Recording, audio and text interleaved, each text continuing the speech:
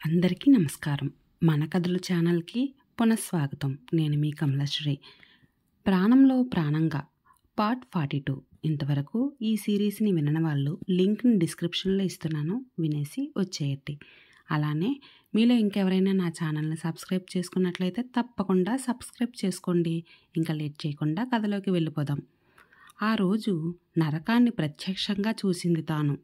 తననేం చేయొద్దంటూ చేతులెత్తి దండం పెట్టినా కరగలేదా కఠిన హృదయం. కామంతో మూసుకుపోయిన ఆ కళ్ళకు కన్ను మిన్ను కానరాలేదు. బిడ్డ వయసు పిల్లని ఎలా తాకాలనిపించిందో ఆ కామాంధునికి. పులి చేతికి చిక్కిన జింక పిల్లలా విలవిల్లాడింది. వేడుకుని ఇంకా ఓపిక లేక అరచి గొంతు జీరబోయి మోగగా రోదిస్తోంది. గొంతులోంచి ఆర్తనాదం బయటికి రాకపోయినా కళ్ళల్లోంచి కన్నీరు మాత్రం వస్తూనే ఉంది. ఆ బాధని ఇలాగైనా బయట పెట్టని అనుకుంటూ. ఓ పేదింట్లో పుట్టిన ఆడబిడ్డ జీవితం అన్యాయాన్ని ఎదిరించినందుకు 4 గోడల మధ్య నాశనమయ్యింది. అందుకు సాక్ష్యం ఆ గదిని చల్లబరచాలని చూసే ఫ్యాన్, బయట గాలిని లోపలికి పంపించే కిటికీలు, నలిగిన మంచం, చెదిరిన దుప్పటి, చిరిగిన చీర, 2 పీలికల్లా మారిన జాకెట్టు, చిందరవందరంగా పడిన వస్తువులు, ఒళ్ళంతా పంటిగాట్లు, గోళ్ళ గుర్తులు, చిట్లిన పెదవి. చూసేవారికే జాలి గొలిపేలా ఉన్న ఆమెని చూసి నేనేమీ చేయలేని తల్లి, ఈ రాక్షసుని నుంచి నిన్ను కాపాడడానికి ఏ దేవుడు దిగిరావాలి అనుకుంటూ అస్తమించాడు చంద్రుడు. చంద్రుడు అస్తమించిన కాసేపటికి ఒళ్ళు విరుచుకుంటూ బయటికి వెళ్ళిపోయాడు శేషాద్రి. నేలపై స్పృహ లేకుండా పడి ఉంది స్వప్నిక, ఒంటిపై నూలు పోగు కూడా లేకుండా. అయితే ఓ గంట తర్వాత సూర్యుడు ఉదయించాడు తూర్పున. అదే సమయంలో కిటికీ గుండా సన్నని వెలుగురేఖ వెళ్ళి స్పృహలో లేని స్వప్నిక ముఖంపై పడింది. ఈ బాధలు నీకు అతి కొద్ది రోజులే తల్లి. రాబోయే రోజుల్లో నీ జీవితంలో వెలుగులు నింపడానికి సూర్యుని లాంటి వెలుగుల రేడు రాబోతున్నాడు. నిన్నీ నరక కోపంలో నుంచి బయటికి తీసుకొని వస్తాడు తల్లి అంటున్నట్లుగా. ఆ రోజు తన పరిస్థితి గుర్తురాగానే ఆత్మలో ఉన్న స్వప్నికలోనూ భయం కలిగింది. కానీ ఆ తర్వాత కొద్ది రోజులకే అనుకోని పరిస్థితుల్లో మహీధర్ తన లైఫ్లోకి రావడంతో తన జీవితంలో ఆనందం వెల్లివిరిసింది. అయితే ఎవరి కళ్ళు కుట్టుకున్నాయో కానీ, ఎవరి దిష్టి తగిలిందో కానీ తమరి జీవితం ఇలా మారిపోయింది. లేదు దిష్టి కాదు, మనుషులే తామిద్దరూ సంతోషంగా ఉండడం చూడలేక ఇలా విడదీశారు. విడదీయడం కాదు, ఇద్దరినీ పూర్తిగా లేకుండా చేయాలని చూశారు. కానీ అదృష్టవశాత్తు మహి బతికాడు. అతను ఇదంతా ప్రమాదం అనే అనుకుంటున్నాడు. అతనికి నిజం తెలుసుకున్న రోజున అందరి అంతు తేలుస్తాడు. అలా అనుకున్నాక ఆమెకి కాస్త ప్రశాంతంగా అనిపించింది. ఓసారి మహిని చూసింది. అతను ఆ రోజు తన పరిస్థితిని గుర్తు తెచ్చుకొని బాధపడుతున్నాడని అర్థమవుతుంది అతని ముఖాన్ని చూస్తుంటే. కాసేపటికి కూలయ్యాడు మహి. వాడి దగ్గర చాలా బాధలు పడింది నా స్వప్న. అలాంటి తాను మరో 2 సంవత్సరాల తర్వాత ఓ రోజు నా కళ్ళ ముందు పడింది. ఆ రోజు నాకు ఇంకా గుర్తే. ఓ ప్రాజెక్టు పని మీద నేను వైజాగ్ వెళ్ళాను. ఆ రోజు శుక్రవారం కావడంతో గుడికి వెళ్ళాను. నేను నా కారు పార్క్ చేసి లోపలికి వెళ్ళబోతుండగా నా ముందు ఆగిన కారులోంచి దిగుతూ కనిపించింది స్వప్న. దివి నుంచి దిగి వచ్చిన దేవకన్యల. తనను చూడగానే తనే నాకు సరైన జోడీగా అనిపించింది. అంతవరకు ఎంతోమంది ఆడవాళ్ళను చూశాను, ఎవ్వరూ నచ్చలేదు. మొట్టమొదటిసారిగా నచ్చింది తను. ఆ ముఖంలోని అమాయకత్వం నన్ను మంత్రముగ్ధుణ్ణి చేసింది. ఆమె వెనకే వెళ్ళాను నడుచుకుంటూ. అయితే నాకప్పుడు తెలీదు ఆమెకి పెళ్ళయిందని. తెలిసాక చాలా బాధపడ్డాను. కానీ అది కొద్ది రోజులే. ఆమెకి తన భర్త అంటే ఇష్టం లేదని తెలిసింది. ఆ ఇంట్లో పనిచేసే మనిషికి డబ్బు ఆశ పెడితే మొత్తం వివరంగా చెప్పాడు నాకు. స్వప్నని ఏ విధంగా శేషాద్రి పెళ్లి చేసుకున్నది చెప్పాడు. అలానే స్వప్న శేషాద్రి ఇంట్లో ఓ పంజరంలోని రామచిలుకలా ఉంటుందని కూడా చెప్పాడు. ఆ తర్వాత ప్రతి శుక్రవారం స్వప్న కోసమే గుడికి వెళ్ళేవాడిని. స్వప్న కూడా వచ్చేది. ముందు మాట్లాడాలని చూసినా తాను మాట్లాడేది కాదు. కారణం శేషాద్రి మనసులో తనకి కాపలాగా ఉండడమే. ఆ తర్వాత నా కళ్ళల్లో కనబడిన ఆరాధన తనకి అర్థమైందేమో, నాతో మాట్లాడడం మొదలుపెట్టింది. అలా మొదలైన మా పరిచయం కాస్త ప్రేమలా మారి ఓ రోజు వాడింటి నుంచే తనని ఎత్తుకు వెళ్ళి పెళ్లి చేసుకునేలా మారింది. దాంతో వాడు నాపై పగ పెంచుకున్నాడు. తన భార్యని తన ఇంటి నుంచే ఎత్తుకెళ్ళానని నాపై కక్ష పెంచుకొని నేను స్వప్న కారులో వస్తున్నప్పుడు యాక్సిడెంట్ చేయించాడు. నేను చస్తాననుకున్నాడేమో, కానీ వాడి బ్యాడ్ లక్, నేను బ్రతికాను. కేవలం నా చూపు మాత్రమే పోయింది. కానీ వాడు చేసిన పనిని మర్చిపోలేదు నేను. అయితే వాడు అంతటితో ఆగిపోలేదు. నా ఆఫీసులో ఇంకా చాలానే చేశాడు. నా పాత పిఏ లీలా చావుకి కారణమయ్యాడు. నా ఆఫీసులోని మనుషులను తన వైపు తిప్పుకోవాలని కూడా చూశాడు. కానీ ఇవేవి నన్ను బాధించవని వాడికి అస్సలు తెలియలేదు. అందుకే వాడొస్తున్నాడనే ఆ టెండర్ కార్యక్రమంలో నేను కూడా పాల్గొన్నాను. నా పిఏ వీణ సహాయం వల్ల గెలిచాను. ఇది వాడిపై నా మొదటి గెలుపు. ఇలాంటి గెలుపులు ఇంకా ఇంకా చాలా ఉంటాయి. నేను చూపు లేదని అస్సలు వెనక్కి తగ్గను. నాకు లేనిది చూపే. ఆత్మస్థైర్యం చాలా ఉంది.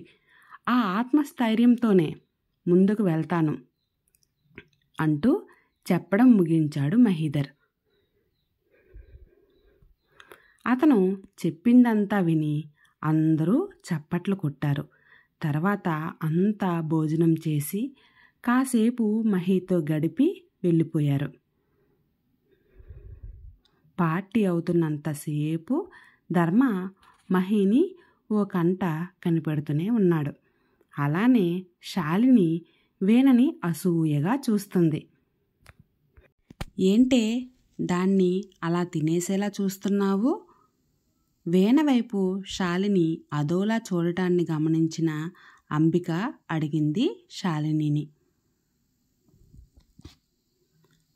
అది వేసుకున్న డ్రెస్ కాస్ట్ నియర్లీ ఓ 10,000 అబౌవ్నే ఉంటుందమ్మా.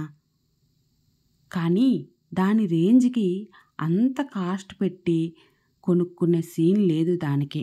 నాకు తెలిసి బావే దానికి కొనిచ్చి ఉంటాడు ఆ డ్రెస్. ఇది పియ్యేలా వచ్చి అన్నీ అయ్యేలా ఉందని నా సిక్స్త్ సెన్స్ చెప్తుంది అంటూ తన అభిప్రాయాన్ని తెలియజేసింది శాలిని. అవునా, అంతుంటుందా? అలా ఎలా కానిస్తాము? ఆ స్వప్న పోయింది అన్న బాధతో కొన్నాళ్లకు వీడు కూడా పోతే ఆస్తి మొత్తాన్ని సొంతం చేసుకోవాలని అనుకుంటున్నాం. అలాంటిది ఇంకెవరో వచ్చి ఆ ఆస్తిని తన్నుకుపోతానంటే చూస్తూ ఊరుకుంటామా? దానికి సరైన బుద్ధి చెప్పి ఇక్కడి నుంచి గెంటేస్తాము కానీ అంది అంబిక. అదంతా సులువు కాదమ్మా. దాన్ని ఏదైనా అంటే అంతెత్తున లేస్తుంది మనపై. సమయం చూసి నెమ్మదిగా దీన్ని బయటకు గెంటేయాలి. మళ్ళీ తిరిగి ఇటువైపు రాకుండా చేయాలి. చేద్దాం. అంతవరకు మాత్రం దానితో కాస్త జాగ్రత్తగా ఉండాలి. మనకి దానిపై అక్కసు ఉందని అస్సలు తెలియకూడదు. నవ్వుతూ ఉంటూనే దాన్ని దెబ్బతీయాలి అంది శాలిని. అలా చేయడంలో మనం సిద్ధహస్తులం కదా. మహి స్వప్నని పెళ్లి చేసుకుని వచ్చిన కొత్తలో మనం దాన్ని ఎన్నేసి మాటలు అనేవాళ్ళం, ఎంతలా వేధించేవాళ్ళం. అంతకు మించి దీన్ని వేధిద్దాం. దెబ్బకి పెట్టే బేడ పట్టుకొని పారిపోవాలి అంది అంబిక నవ్వుతూ. డన్ అంటూ తమ్ చూపిస్తూ అంది శాలిని. ఓకే డన్ అంటూ తను చేయి కలిపింది అంబిక కూడా. ఆ తర్వాత కాసేపు ఉండి వెళ్ళిపోయారు శాలిని, అంబిక. అందరూ వెళ్ళాక అన్ని పనులు పూర్తి చేసుకుని ఇంటికి చేరుకునేసరికి అర్ధరాత్రి దాటింది. గదికి వెళ్ళాక స్వప్న గుర్తు చేయడంతో మెడిసిన్ వేసుకున్నాడు మహి. ఆ రాత్రి అతనికి ప్రశాంతంగా నిద్ర పట్టింది. కానీ అతనికి తెలియలేదు, అతని ప్రశాంతతని భగ్నం చేయడానికి తన శత్రువులు పావులు కదుపుతున్నారు అని. వీణ గదిలో పడుకుందన్న మాటే కానీ మహి పార్టీలో స్వప్న కోసం చెప్పిందే గుర్తొస్తుంది ఆమెకి. ఓ పేదింటిలో పుట్టడమే ఆమె చేసుకున్న పాపం కాబోలు. అందుకే ఆ రాక్షసుడికి భారీగా మారి నరకం చూసింది. సార్ పరిచయంలో ఆమె జీవితంలో మార్పు వచ్చినా అది శాశ్వతంగా ఉండనీయకుండా వాళ్ళిద్దరినీ విడదీశాడు ఆ దేవుడు. ఆయనకేమో ఆమె తనతోనే ఉంది అనుకుంటున్నారు. ఆవిడ ప్రాణాలతో లేదు. రేపన్ననాడు ఆమె చనిపోయారు అనే విషయం తెలిస్తే ఆయన పరిస్థితి ఏమిటో. భగవంతుడా, సార్కి నిజం తెలియకుండా ఉండేలా చూడు తండ్రి అని మనసులోనే భగవంతుణ్ణి వేడుకుంది వీణ. మరుసటి రోజు ఆఫీస్కి హాలిడే కావడంతో కాస్త లేటుగా లేచింది వీణ. లేచి ఫ్రెష్ అయ్యి వచ్చేసరికి హాల్లోని సోఫాలో కాలు మీద కాలు వేసుకుని కూర్చొని ఫోన్ చూస్తోంది శాలిని. పక్కనే కూర్చొని క్యారెట్ పనిని ఫినిష్ చేసే పనిలో పడింది అంబిక. హాల్లోకి వచ్చిన వీణ వాళ్ళిద్దరినీ, వారు వేసుకున్న బట్టలని, కూర్చున్న పొజిషన్ని అదోలా చూసి వంటగదిలోకి వెళ్ళింది కాఫీ కలపడం కోసం. అప్పటికే రాములమ్మ కాఫీ కలపడానికి పాలు పెట్టింది. నేను కాఫీ కలుపుతానులేమ్మా, నువ్వు టిఫిన్కి రెడీ చెయ్యి అంది కప్పు సాషర్ని తీసి కడుగుతూ.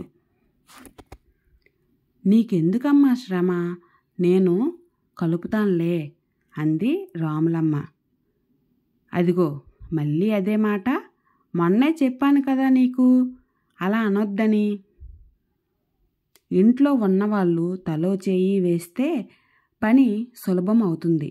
అంతేగాని ఒక్కరి నెత్తి మీదే పనంతా వేసి మిగిలిన వాళ్ళు చోద్యం చూస్తుంటే ఎలా చెప్పు? అయినా నాకు నా పనులు చేసుకోవడం అలవాటే అంటూ కాఫీ కలిపి ఓ గ్లాస్ని రాములమ్మకి ఇచ్చి మహికి భగవాన్కి ఇవ్వడానికి కప్పుల్లో పోసి, సార్ లేచారా అమ్మా అంటూ అడిగింది. లేవలేదు వేనమ్మా, రాత్రి ఆలస్యం అయ్యింది కదా, అందుకే లేవలేదేమో బదులిచ్చింది రాములమ్మ.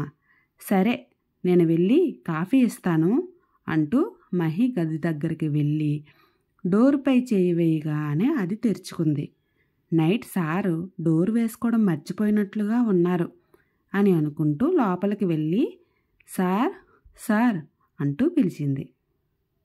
మహి గాఢ నిద్రలో ఉన్నాడు అనడానికి సింబల్గా అతనిలో కాస్త కూడా చలనం లేదు. అలాగే అతని వదనం చాలా ప్రశాంతంగా ఉంది. అతన్ని ఓసారి చూసి చాలా రోజులకు ప్రశాంతంగా పడుకున్నట్లుగా ఉన్నారు. సార్, కాసేపు పడుకోండి, మీరు లేచాక కాఫీ ఇస్తాను అని మనసులో అనుకుంటూ వెనుదిరగబోతూ ఉండగా వినిపించిన వాయిస్కి వెనక్కి తిరిగి చూసింది వీణ. ఇంతకీ ఆ వాయిస్ ఎవరిదై ఉంటుంది? తెలుసుకోవాలంటే తప్పకుండా ప్రాణంలో ప్రాణంగా సిరీస్ని ఫాలో అయిపోండి. నచ్చితే లైక్ చేసి, కామెంట్ చేసి, షేర్ చేయండి. Thank you for watching. మీ కమలశ్రీ.